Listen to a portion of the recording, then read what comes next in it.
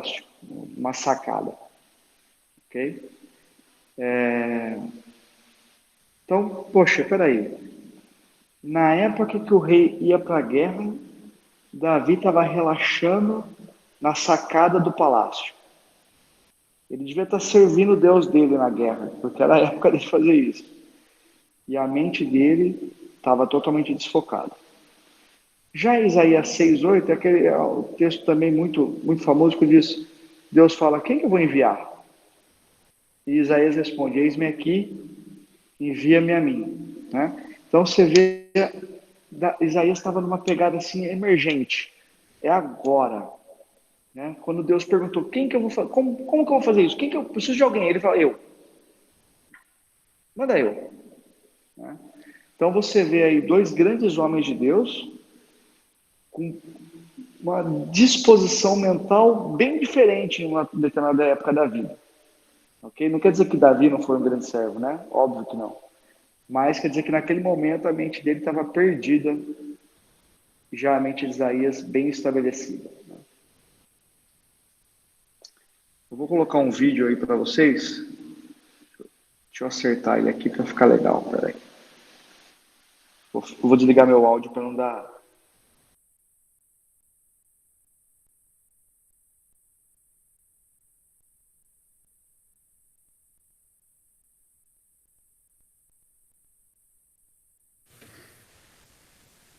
Nice glasses.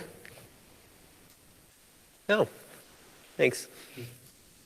I have 20/20 vision. I don't really need glasses. Oh, well, I used to have perfect vision until I caught an eye disease while on the mission field. So, glasses, it's totally worth it. Where did you do mission work?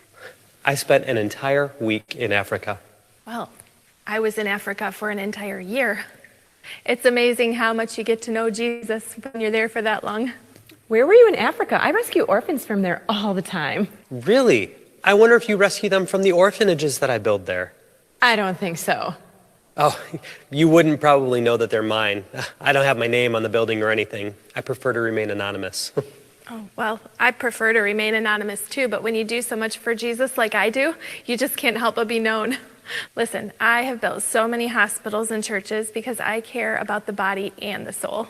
That's nice, but I don't need a church to save souls. I just preach from the side of the mountain, like Jesus. Well, if you would come down off of that mountain, you would know what people really need, like I do. Oh, please, like you know what people need.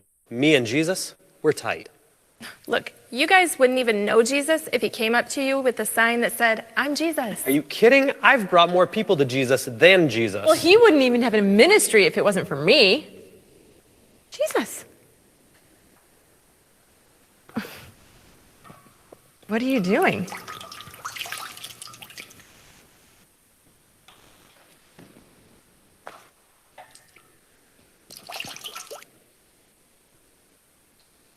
Do you love me?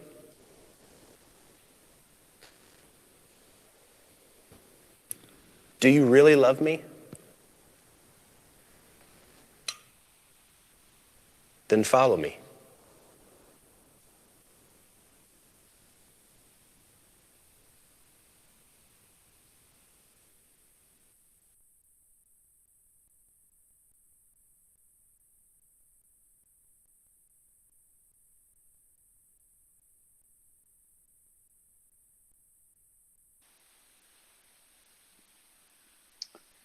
Conseguiram ver o vídeo aí legal? Deu para entender? Legal. Então, vamos ler o texto, depois a gente comenta do vídeo. O texto que está aí na tela, Romanos 12, 1 e 2, né? Portanto, irmãos, rogo-lhes pelas misericórdias de Deus que se ofereçam em sacrifício vivo, santo e agradável a Deus. Este é o culto racional de vocês. Não se amoldem ao padrão deste mundo, mas transformem-se pela renovação da sua mente, para que sejam capazes de experimentar e comprovar a boa, agradável e perfeita vontade de Deus. O que eu quero, a tese que eu quero levantar aqui é que a mente de um servo, ela precisa passar por uma transformação. Tal qual esse vídeo aí que a gente assistiu, né? Você percebe ali, eram pessoas crentes, né? Todos envolvidos numa comunidade ou de algum jeito envolvidos no ministério, né? E eles tiveram um padrão de pensamento muito diferente do que houve em Cristo. Né? Os moldes que estavam guiando a mente deles são os moldes do mundo. Né? Eles estavam cheios de vaidade, né?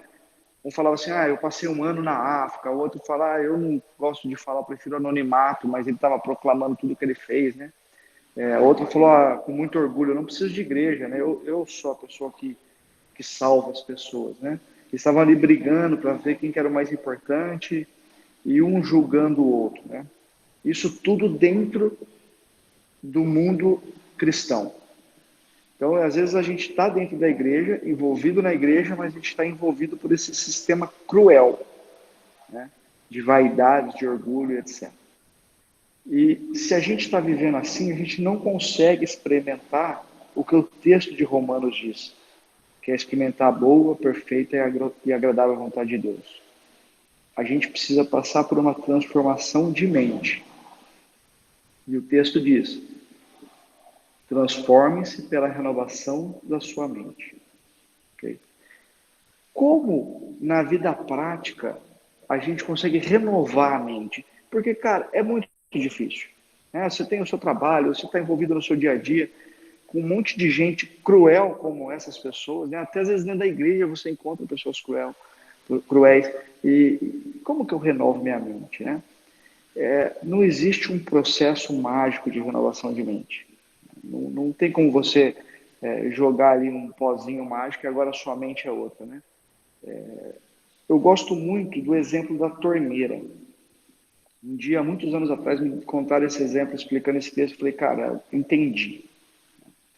Imagina a sua cabeça, né? Sua própria cabeça. A gente vai tirar a tampa da sua cabeça, vai arrancar essa parte de cima. Né? Imagina que dentro da sua cabeça tem uma água muito, muito suja. Escura mesmo, né? Quase negra. Aí você pega e liga uma torneira com um fiozinho de água muito fininho, né? Quase que pingando ali na sua mente, né? Depois de 2 minutos pingando essa água nessa torneira, é uma água muito, muito limpa, você vai notar que aquela água muito suja que estava na cabeça, ela continua suja, mas agora ela já está num tom muito mais claro do que estava antes. E depois de 1 ano, com essa água pingando na sua mente, vai estar praticamente transparente a sua mente. Né? Então, como que você renova a sua mente, transforma a sua mente para conseguir comprovar a boa, agradável e perfeita vontade de Deus? Quando você, a conta gotas mesmo, você começa a se dedicar à oração, você começa a se dedicar à leitura da palavra e vai deixando esse negócio crescer, né? Antes você orava 1 minuto, agora você ora 5, daqui a um tempo você está orando 15 e nem percebeu o processo, né? Ou antigamente você não conseguia ler nada da palavra, no máximo você lia um devocional diário lá que você comprou no final do ano, e depois você começou a ler um trechinho da Bíblia, depois você começou a ler um capítulo da Bíblia. Pode ser que hoje você esteja lendo até um livro inteiro da Bíblia de uma vez, né? Eu não conheço ninguém, pode ser que vocês conheçam, mas eu não conheço ninguém que de um dia para a noite virou um cara que lê horas e horas de Bíblia, né? Geralmente esse tipo de exercício no fim traz alguma frustração, porque você vai perceber que você não consegue, né? Mas dá muito resultado quando você vai deixando pouco a pouco Deus ir transformando o teu coração através dessas disciplinas espirituais, as leituras, as orações, etc. Né? Então essa é a ideia que um servo tem que ter, né? Uma mente em processo de transformação com as coisas do céu, do reino, do alto, tá? Pessoal, alguém quer fazer alguma pergunta ou uma colocação? Vamos seguir então. Olha que legal esse texto, Filipenses 2, 5 e 7. Seja a atitude de vocês a mesma de Cristo Jesus, que embora sendo Deus, não considerou que o ser igual a Deus era algo a que devia apegar-se, mas esvaziou-se a si mesmo, vindo a ser servo, tornando-se semelhante aos homens. Então, esse texto nos leva a ter uma mente semelhante à de Cristo. Uma mente de serviço prestado ao outro. Essa palavra aí eu até grifei, né? Seja a atitude, também pode, às vezes, algumas versões seja o mesmo sentimento de vocês, né? Atitude ou sentimento. Uma das traduções possíveis para essa palavra do grego é modo de pensar. E quando você traduz isso por modo de pensar, o texto ganha uma vida diferente, né? Seja o modo de pensar de vocês o mesmo de Cristo, que veio a ser servo, né? Eu também grifei lá. Então, a igreja de Cristo precisa desesperadamente disso, né? Que as pessoas, os seus súditos, os seus seguidores tenham um modo de pensar que leve a uma vida de serviço ao reino. O texto de Filipenses está dizendo isso. Seja o modo de pensar de vocês igual ao de Jesus. Ele foi servo.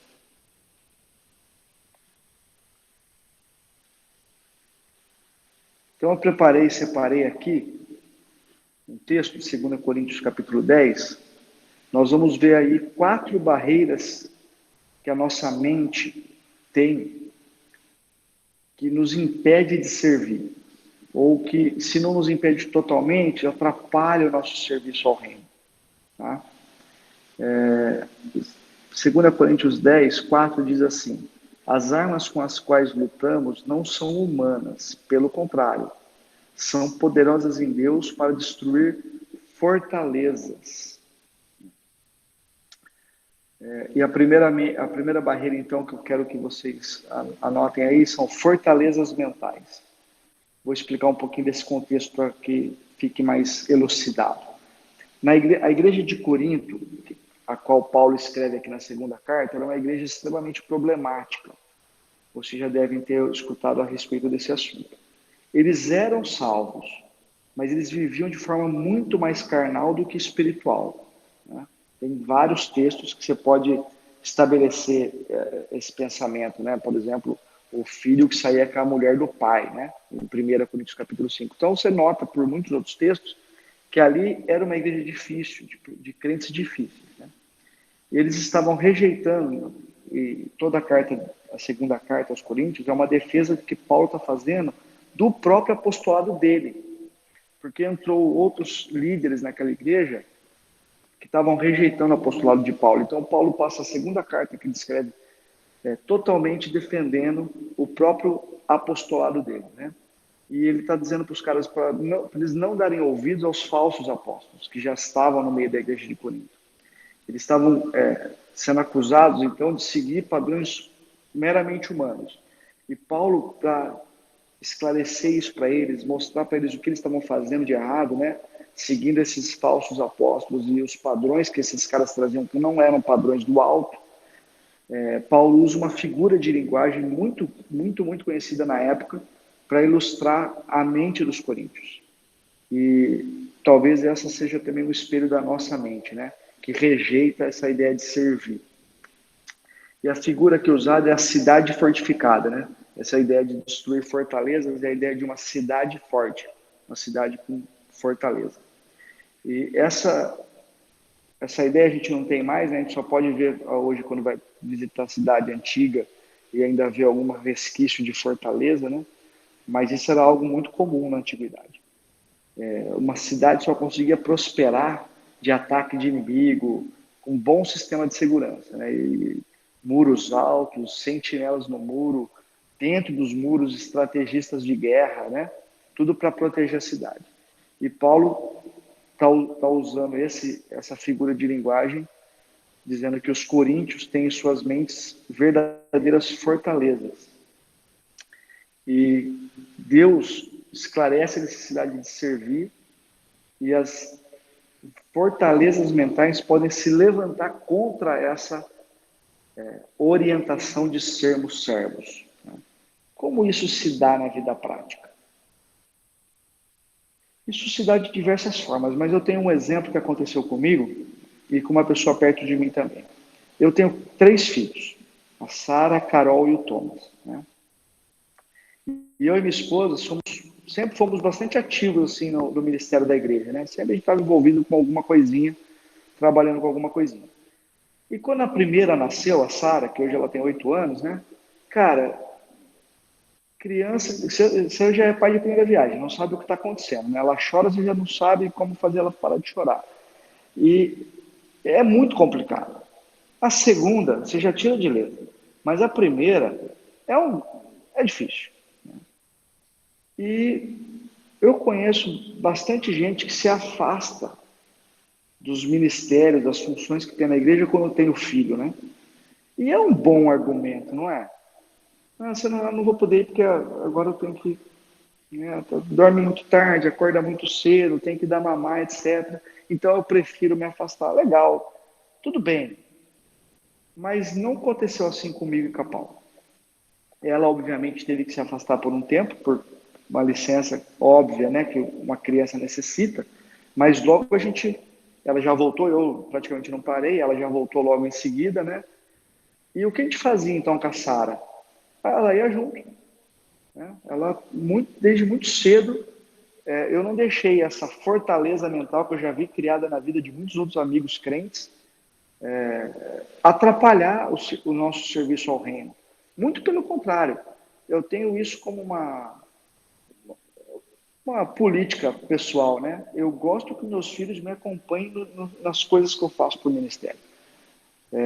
Não para me mostrar para eles, muito, né? Óbvio que não, mas é para eles entenderem o valor que é a gente servir a Deus no reino dele, né? Eu faço questão das minhas filhas ficarem comigo algum tempinho na coinonia, por exemplo, vai ter coinonia em casa, elas sentam do meu lado, às vezes até participam da leitura, um pouco até da discussão na coinonia, né? Meu objetivo final com isso é que quando eles crescerem, eles já tenham incutido na cabeça, na mente deles, é normal servir. Isso é a vida com Deus, servir. Mas eu tenho uma amiga muito próxima, na verdade uma parente minha, cara, ela estava indo super bem na igreja, o esposo também, a gente estava acompanhando de perto em coinonias e tal, em discipulado até, e a filhinha nasceu. A vida espiritual deles naufragou praticamente, né? Agora eles fazem visitas esporádicas à igreja, alguma coisa como não mais que 4 ao ano, né? 4 visitas ao ano. E esse foi o exemplo que ela usou, né? Ah, agora eu tenho um filho, não estou conseguindo mais nem ir à igreja, né? É uma pena, né? Quem está perdendo, na verdade, é a criança, que hoje já nem é bebê mais, já é uma criança grande, né? E não teve o privilégio que as minhas filhas estão tendo, por exemplo, de aprender das coisas do reino de Deus no seminário e no ministério infantil. Então, a gente vai criando essas fortalezas mentais para justificar o fato da gente não servir.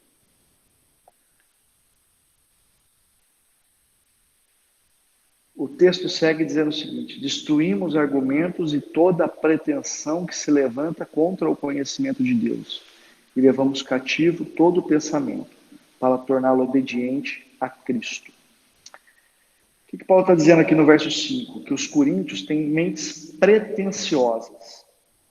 Essa palavra tem significado do tipo de algo que se levanta de forma orgulhosa na nossa mente, né?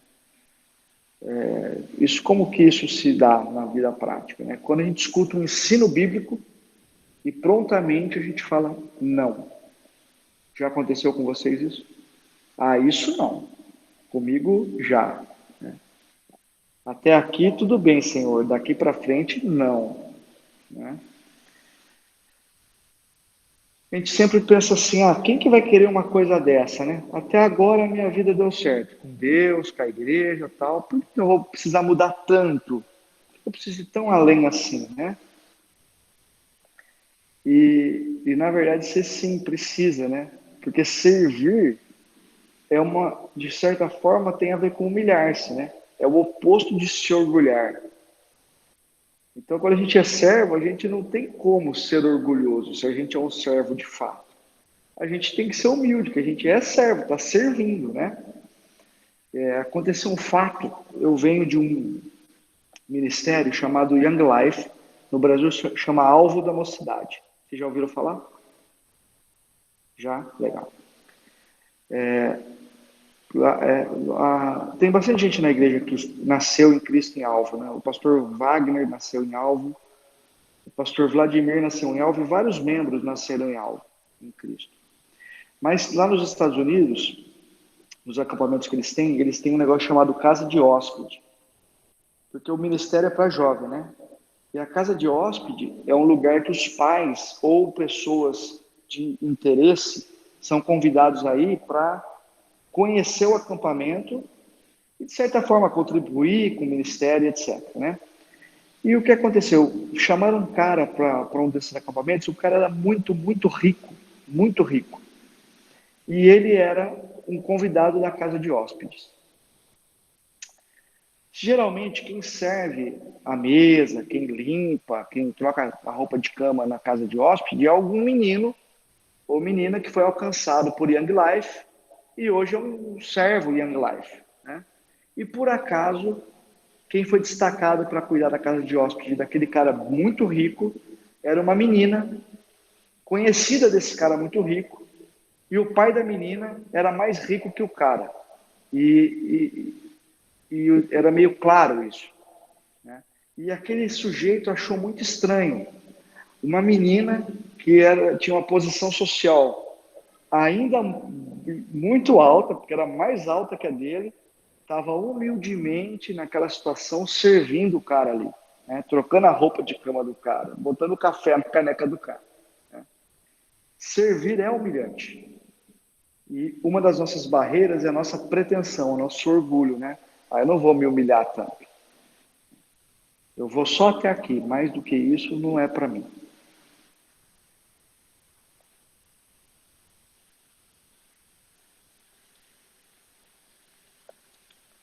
Ainda na ideia das barreiras que a gente tem na mente, né?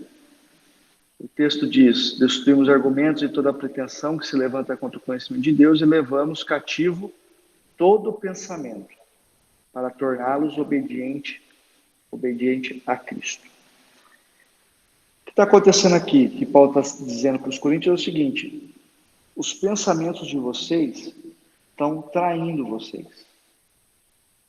Vocês têm que pegar esses pensamentos e levá-los cativos a Cristo. Então a gente ouve o impacto de uma palavra que Deus nos entrega e a gente cria um pensamento, a gente racionaliza para não cumprir. Em vez de a gente levar esse pensamento cativo a Cristo, nós ficamos cativos do nosso pecado. Né? Um exemplo legal para a gente entender esse pensamento instantâneo que nós temos e nos aprisiona no pecado é o exemplo do bom samaritano. Né? Jesus falou: você tem que amar o seu próximo. E a pergunta na sequência que o bom samaritano faz é: quem é meu próximo? Você entendeu o pensamento dele? Como ele tentou escapar de uma coisa que Jesus tinha instituído para ele bem clara: ame a Deus, ame o seu próximo. Opa, peraí, eu consigo amar, mas vamos determinar quem antes? Porque tem gente que eu não quero. Né? Então pronto, você já criou uma barreira que a sua racionalização trouxe. Né?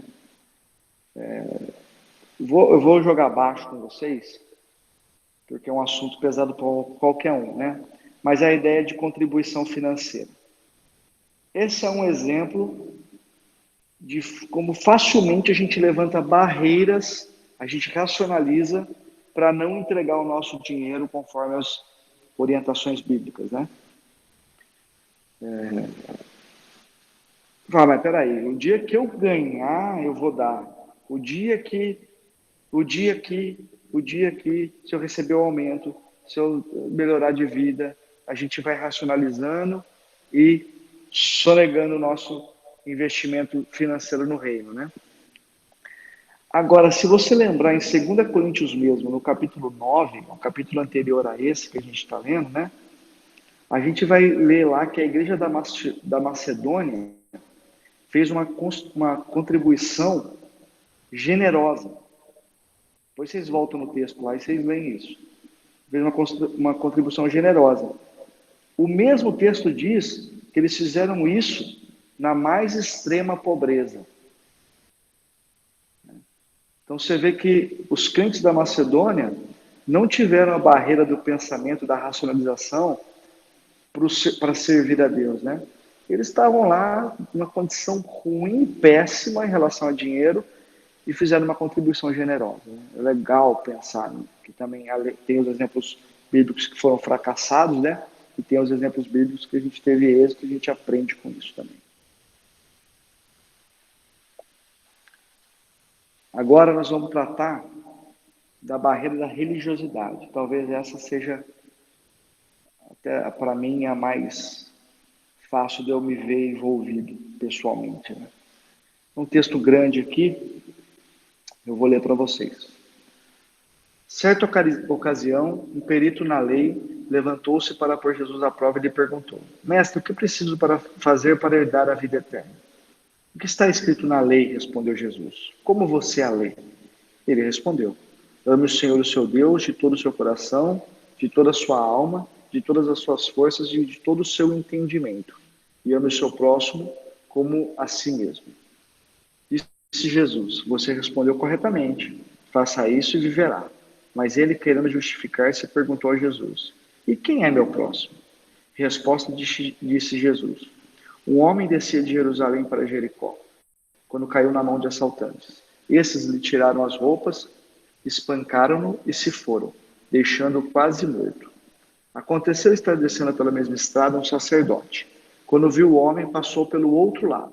E assim também um levita. Quando chegou ao seu lugar e o viu, passou pelo outro lado. Mas um samaritano, estando de viagem, chegou onde se encontrava o homem e quando o viu, teve piedade dele. Aproximou-se, enfaixou-lhe as feridas, derramando nelas vinho e óleo. Depois colocou-o sobre o seu próprio animal, levou-o para uma hospedaria e cuidou dele. No dia seguinte, deu 2 denários ao hospedeiro e disse: Cuide dele. Quando voltar, lhe pagarei todas as despesas que você tiver. Qual destes 3 você acha que foi o próximo do homem que caiu nas mãos dos assaltantes? Aquele que teve misericórdia dele, respondeu o perito na lei. Disse-lhe Jesus: Vá e faça o mesmo.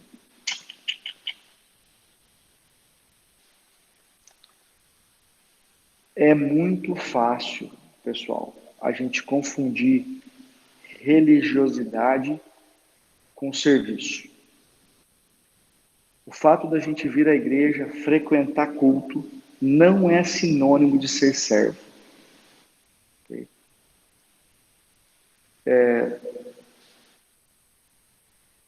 Você tem que notar que conhecer sobre Deus não transforma as pessoas em servos. Um professor de escola bíblica, por exemplo, pode ser um grande religioso moral, mas às vezes ele está longe de ser um servo. Às vezes ele sabe a teoria, mas na vida não tem prática. Né?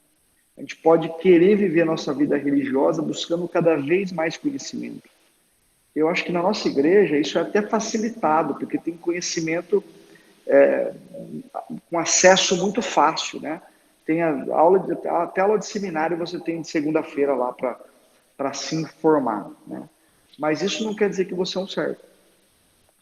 Obviamente, se você saber mais, você vai servir melhor. Sem dúvida, eu não estou questionando isso. Mas nesse texto você percebe que a mente do perito estava corrompida. Ele, primeiro, já queria pôr Jesus à prova. E ele já tentou, na sequência, justificar o fato de não se inclinar ao próximo. Então a gente pode ser altamente religioso, como esse perito, e um terrível servo. Eu fiz seminário, né? Eu fiz Faculdade Teológica Batista de Campinas. E basicamente todos os meus professores eram pastores, exceto uma professora ou outra de português, uma coisa assim fora da área teológica, ou alguma mulher de pastor que não tinha formação teológica, mas 95% dos professores eram pastores. Né? E alguns, né, teve notícia lá de professor ateu. Pastor, professor de seminário e ateu. Como pode isso, né? Então, pode isso. Acontece. Porque o sujeito tem uma mente brilhante, conhece muito, só que não tem vida prática. não se envolve na prática com aqueles conhecimentos que ele tem, né?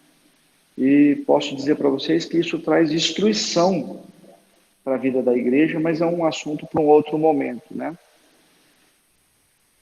Aproveitar que a gente está aqui, um pouquinho a gente, poder ficar mais à vontade para contar um fato que aconteceu comigo nesse contexto, né, de seminário.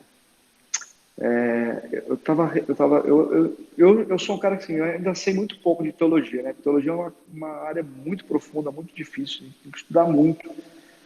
E quando eu entrei no seminário, eu beirava o zero, né? Não sabia nada. Então, tudo que os caras me ensinavam, eu ficava assim, maravilhado, né? Estava aprendendo e tal. E eu lembro uma aula com um professor que eu respeitava muito. Como pessoa, eu respeito ele ainda bastante. Ele é um cara muito legal, mas não mais como um teólogo eu tenho esse respeito por ele, né? Ele estava explicando o livro de Atos. E ele estava falando sobre os eventos onde tem línguas estranhas em Atos. Alguns eventos no decorrer do texto. E ele chamou aquilo de mito fundante. E me desvendou uma coisa muito legal, que eu nunca tinha compreendido aquele texto. E de repente, quando ele falou isso é um mito fundante, deu toda a explicação sobre isso está na fundação da igreja, nossa, eu aprendi, eu fiquei super feliz, né? Só que passou o tempo, e eu fui estudando mais teologia, falei, cara, ele usou uma palavra tão sorrateira, que depois de muito tempo eu consegui entender, ele chamou aquilo de mito. Ou seja, ele estava dizendo, isso aqui não aconteceu. E eu, como estudante do primeiro ano, abracei aquela... A explicação dele foi legal.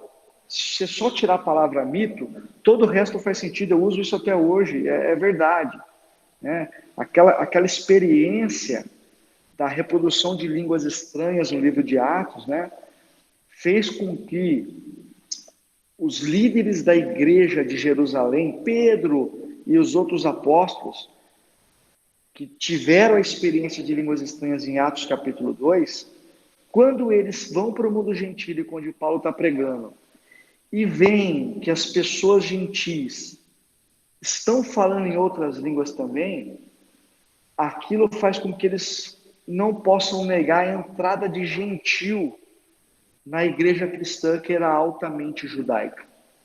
Ok? Vocês entenderam isso? Então, realmente, essa história de algo fundante, importante, foi esclarecida na minha mente. Mas o cara estava dizendo para mim, sem eu perceber, isso não foi verdade, isso não existiu. Olha que triste, né?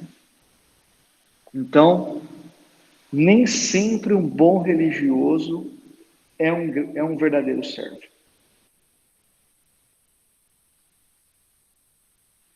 O texto diz que um sacerdote desceu por aquela estrada, né? E quando chegou ao lugar, viu o sujeito ali largado, passou para o outro lado, né? É interessante Jesus usar essa figura aí, esse sujeito que é o sacerdote, né? Ele usou dois aqui, os levitas e os sacerdotes. Esses caras eram a mais alta patente teológica da sua época, né? Eles eram os verdadeiros líderes dos caras. Os levitas cuidavam de todas as atividades do tabernáculo, depois, quando o tabernáculo deixou de existir, eles cuidavam do templo, né? E os sacerdotes, eles eram os intermediários entre Deus e o povo. Ele estava no topo da casta religiosa, né? Você imagina, aquela sociedade ali era uma sociedade teocêntrica. Ou seja, Deus é o centro da sociedade. Então, um sujeito que tem a função de intermediar o homem com esse Deus, pode existir alguém mais importante que esse sacerdote? Né? Ele era o cara que ligava o homem a Deus numa sociedade em que Deus era tudo, era o centro de tudo. Então, Jesus ele é perspicaz aqui no exemplo, né? Ele usa homens realmente religiosos importantes. A diferença desses religiosos importantes. E o samaritano é muito claro. Olha só, o samaritano tem piedade, o samaritano enfaixa a ferida, derrama vinho e óleo na ferida, coloca sobre o seu próprio animal, leva para uma hospedaria, cuida dele, paga para que cuide dele. E ainda se compromete no futuro em resolver qualquer problema, né? Então, qual que é a diferença dos dois? O religioso tem funções religiosas. O servo age. A piedade do servo tem ação. A misericórdia do servo tem ação. O linguajar do servo tem ação. Às vezes, a gente tem, não sei há quanto tempo vocês estão em igreja, eu estou desde 97. A gente tem uma linguagem própria, né? Quando a gente está dentro do círculo de pessoas da igreja, a gente sabe falar que não crente, né? Aí tem uns chavões que a gente usa, muito fácil, as pessoas nos identificam como crentes. Quando a gente usa querido e outras palavras várias. Mas um servo, o linguajar dele não é um linguajar piedoso, demonstra quem ele é, que assina quem ele é.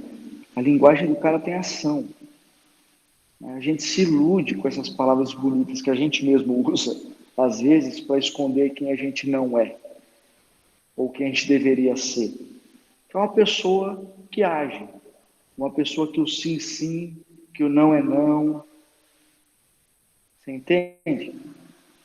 A nossa vida pode ser religiosa ou pode ser cheia da graça de Deus e com ação na vida das pessoas e na vida da nossa comunidade.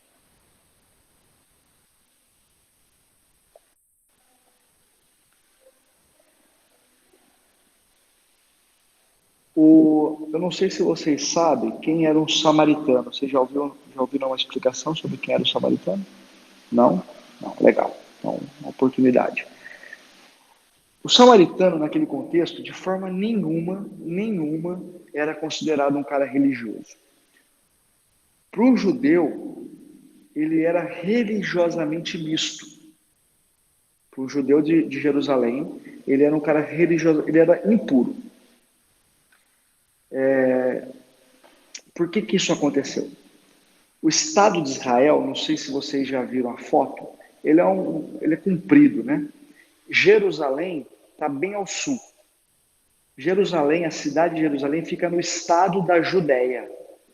Acima do estado da Judéia tem o estado da Samaria, onde tem uma cidade chamada Samaria. E acima de Samaria tem a Galileia, da onde Jesus foi criado ali com a família dele, no estado da Galileia, né? Na cidade de Nazaré. Então, o que aconteceu ao longo da história de Israel? Os povos do norte de Israel, quando invadiam o Estado de Israel, eles vinham de diversas formas se misturando com as pessoas, né? Eles tomavam conta do território por um tempo, então as filhas dos não-judeus se casavam com os filhos dos judeus que estavam mais ao norte e ao centro do estado, do país, né? E, de certa forma, quem estava mais ao sul, que era a cidade de Jerusalém, ficou mais preservado dessa mistura de raças. Agora, quem estava mais ao norte, estava muito misturado. Por isso que um judeu de Jerusalém não se dava com um samaritano, por exemplo. Porque eles entendiam que eles não eram judeus puro sangue. Entende? Logo, não servia. Então, ele teve, nessa ocasião aqui, apesar de não ser um judeu puro sangue, ele teve a mente de um servo, ele teve misericórdia. Não era uma atividade religiosa. Pro samaritano, aquele evento não foi uma atividade religiosa, foi uma ação de misericórdia, né? A ação do samaritano aqui lembra muito Deus, né? Se você pensar João 3,16, né? Porque Deus amou o mundo de tal maneira que deu o seu Filho unigênito para todo aquele que nele crê, não pereça, mas tenha vida eterna. Olha que interessante isso. Deus amou o mundo e ponto? Não. Deus amou o mundo e agiu. Ele deu o seu filho. É a mesma coisa do samaritano. Ele olhou para aquele cara, ele teve misericórdia daquele cara e ponto? Não, ele foi lá e agiu. Então a mente do servo, nesse caso exemplificado pela vida do samaritano, tem a ver com a mente de Deus. É o Deus que olha e age em nosso favor. E a grande lição aqui que Jesus dá para esse sujeito, ensina o perito na lei nesse texto, é: copie o samaritano, em vez de você copiar o grande religioso sacerdote ou o grande religioso levita. Copie o cara que não é o considerado religioso. Vá e faça o mesmo.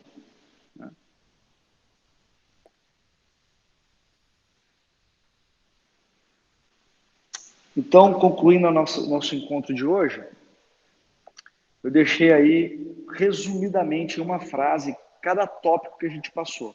O primeiro tópico é: Deus quer te usar para realizar o propósito dele. É sério isso, cara. Isso é muito sério. Deus está usando um cara como eu, que não vale nada, para realizar o propósito dele. Eu tenho que pegar essa pérola que Deus me entrega na mão e ter um cuidado muito especial. A nossa mente tem que ser igual a de Cristo, que se humilhou e foi servo. E como nós não temos essa mente, nós temos que transformar a nossa mente, nos enchendo com a palavra de Deus, nos dedicando à oração, na medida que a gente vai crescendo nessa caminhada com Jesus. E nós temos que recusar as barreiras que a nossa mente impõe para a gente não servir. Nossas fortalezas mentais, nosso orgulho, nossos raciocínios e racionalizações para não fazer isso ou aquilo, e vencer uma coisa que nós batistas somos fortes, que é ser religioso, né? Que não vale nada se não tiver ação. Não estou dizendo que ser religioso é ruim, estou dizendo que só ser religioso é zero para Deus, né? Você é um religioso que não está servindo o reino, ou seja, você é um religioso de fachada, né? E lembrar vocês essa ordem que Jesus dá para o perito na lei. Olha esse cara, como ele serviu, agora vai e faz igual. Ok? Tá bom, pessoal? Conseguiram entender a ideia? Alguém quer fazer alguma pergunta? Bom, Sem pergunta. Sem perguntas? sem perguntas. Legal. Então tá bom, Luiz. Beleza. Vamos orar então? Sim. Vamos orar. Paizinho, nós queremos te agradecer pelo privilégio que é aprender da tua palavra, o que o Senhor nos coloca a respeito de serviço, Pai. Nos perdoe pelas vezes que a gente tem negligenciado a tua ordem, Pai. A gente tem criado barreiras que nos impedem de te servir melhor. Senhor, rasga o nosso coração, nos ajuda a ter a mente esclarecida a respeito do que o Senhor deseja para nós, de forma que, uma vez de frente com as necessidades de serviço na tua comunidade, Pai, a gente não se esconda, mas a gente vai em frente, agindo e servindo nossos irmãos e as pessoas que estão lá fora também, Pai. Precisam te conhecer, te encontrar e andar contigo. Nos use, Senhor. É em nome de Jesus que nós oramos. Amém.